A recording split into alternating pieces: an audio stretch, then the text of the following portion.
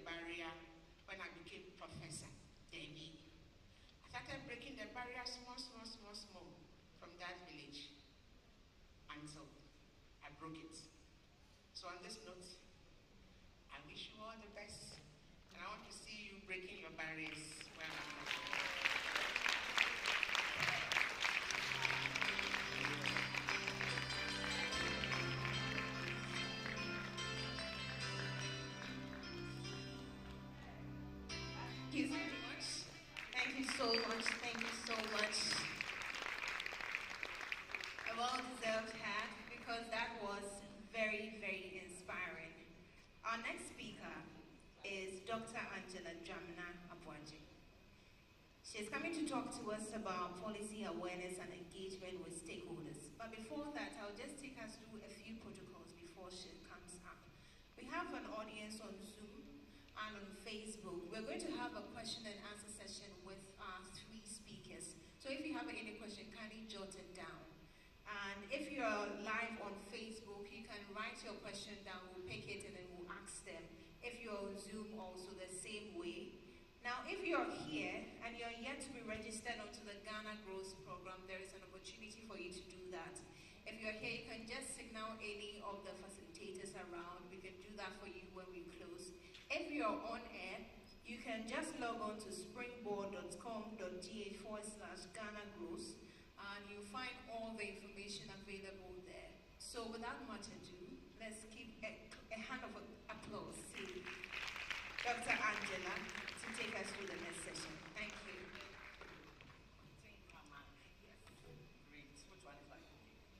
Right, good afternoon, all of you. I hope you're doing well. Great. And your lunch was not too heavy, so don't sleep, because we've had an inspiring talk from Professor Asiato. I have heard her story before, but today she's added more meat. So I think we need a longer session. Please give her a round of applause. That's an inspiring story, and I believe that many of us have picked many things from here in terms of how to break the glass ceiling. I'm glad to see many young women here.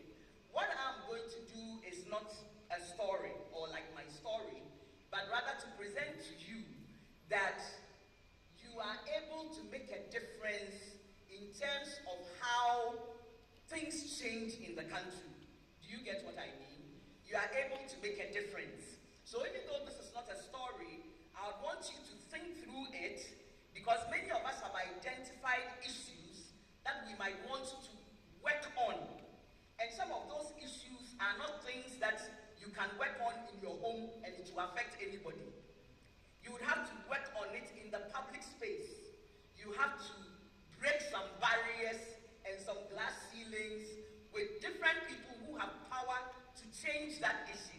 Please do get what I'm saying. And this is what we're going to talk about. Because today's roadshow is looking at opportunities in the agri sector, in technology, in this and that. But it's also about you and how you can make a difference in your community and in your society. Can we go to the next slide? This is policy, engagement, and awareness. Policies are made by our governments to address issues, developmental issues. Usually it is the ruler or the government that makes policy.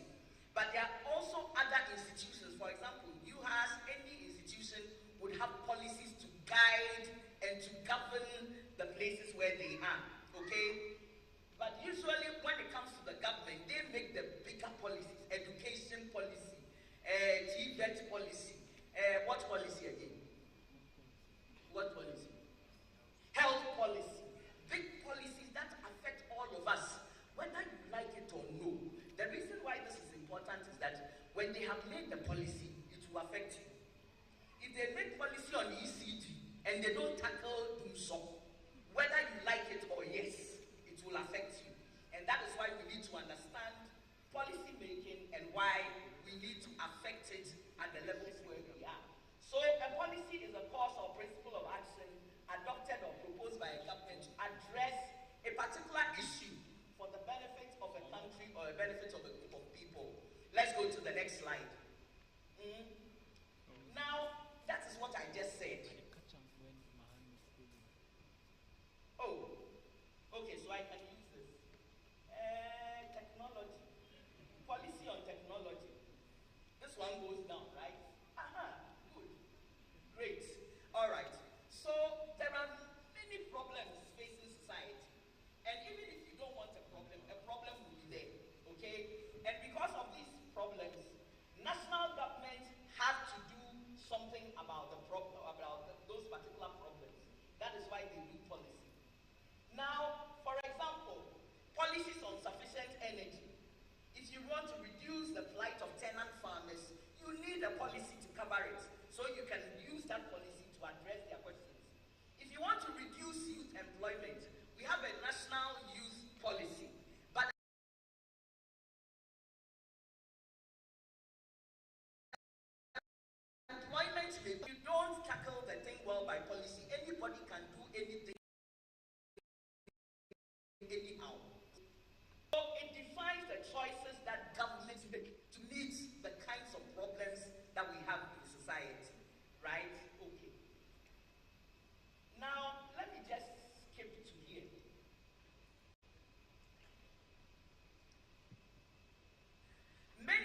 in this room want to become advocates? Who is an advocate?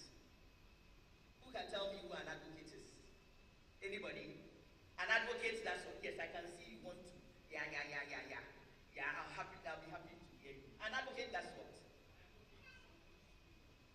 Who speaks on behalf of other people? An advocate. In the past, an advocate was a lawyer. That's why sometimes they describe lawyers as senior advocates, okay? And an advocate is somebody who speaks on behalf of other people. Many of us here, like the young women we met this morning, they want to make a difference. They want to speak on behalf of some people who don't have mouths. They want to do things to change the lives of people who cannot do anything about their own situations unless somebody helps them to speak about their issues. So if you become an advocate, or you want to be an advocate, you need to understand policy making processes, okay?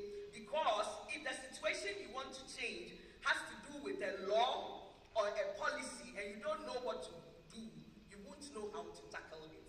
And that is why it is important for us to know the policy making processes. Many times, policies are proposed by the executive of the government. So you would realize, for example, that if we need a national youth policy or something, it is the Minister of Youth who will prepare the proposal and then will probably bring it to Parliament sometimes. But many times they will take it to the cabinet. That is where they will look at it, go through many processes before it becomes a policy. Sometimes parliamentarians also make laws, but before they make the law, a policy reason must be given for the law. So, for example, when we wanted the Domestic Violence Act to be passed, we had to convince parliamentarians that there is a good policy reason for passing the act. Many women and children were dying, and some men too, and we need to address that. So they had a policy reason for bringing about the Domestic Violence Act. Then sometimes interest groups, let's say an interest group like what? The Bobobo group of the Bobobo, what's your name? What was your name? Some very interesting groups. The Bobobo groups think that Bobobo groups are being discriminated against in the arts and culture field, and they decide that they want to make sure their interest is heard. Then they can lobby the people in power to say, look, we don't want Bobobo groups to be relegated to the background. They never get invited to the National Theatre.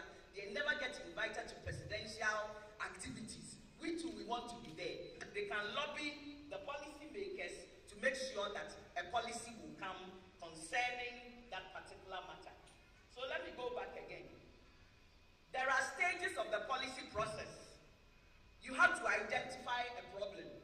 That's the number one. If there's no problem, please go to sleep. Don't come and disturb anybody. But if there's a problem, you have to identify it. And then you have to set the agenda for the problem.